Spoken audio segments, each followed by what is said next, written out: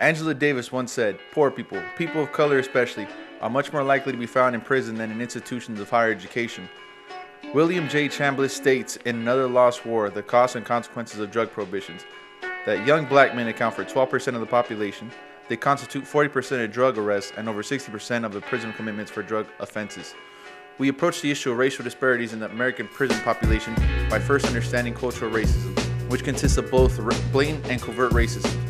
It blames the culture for behavior of an individual for their lack of resources or prosperity in a society. This is definitely an argument presented against people of color in America, primarily against Latinos and African Americans, blaming their circumstances on their criminal activity. Thinking such plays a key reason why many people turn a blind eye to racial disparities in American prison population and how this issue is perceived. Understanding cultural racism allows us to understand institutional racism, which is more covert than that of cultural racism, and sets the stage for policies, laws, and institutions that continue to oppress people of color. For example, the war on drugs. Policies that were put into place such as mandatory minimum sentencing, the 3 strikes law, felony convictions for drug-related crimes, and raising the police presence in inner cities, which targeted and devastated communities of color, more so than white communities, although statistics show that far more whites were using drugs than people of color. The war on drugs also implemented a rhetoric to go get those criminals, forming stereotypes of people of color with crime that help perpetuate racism. These stereotypes were propelled from controlling images, which is heavily consumed by society through American media and continue to influence racist ideologies, such as how African American males are objectified and portrayed in the media as thugs and criminals.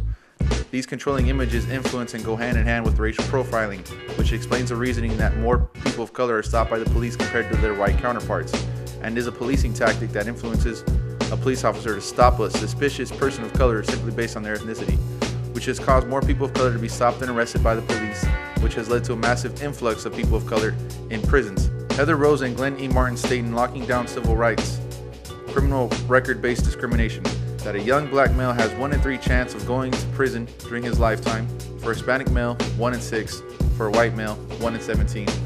With all these factors that influence incarceration rates, Michelle Alexander argues in The New Jim Crow, Mass Incarceration in the Age of Colorblindness, that the United States now boasts an incarceration rate that is 6 to 10 times greater than that of other industrialized nations.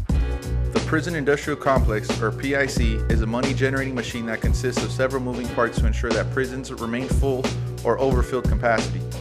Michelle Alexander states in The New Jim Crow, Mass Incarceration in the Age of Colorblindness, that prisons are big business and have become deeply entrenched in America's economic and political system. Rich and powerful people have invested millions in private prisons. The PIC is fueled by private investors who lobby for policies that ensure the constant flow of prisoners and keeping prisons at full capacity or overcrowded. This overcrowding is defined as mass incarceration, which is a direct result of mandated minimum sentencing, felony charges for nonviolent crimes such as drug crimes, and the 3 strikes law, and it is designed to keep people in or coming back to prison.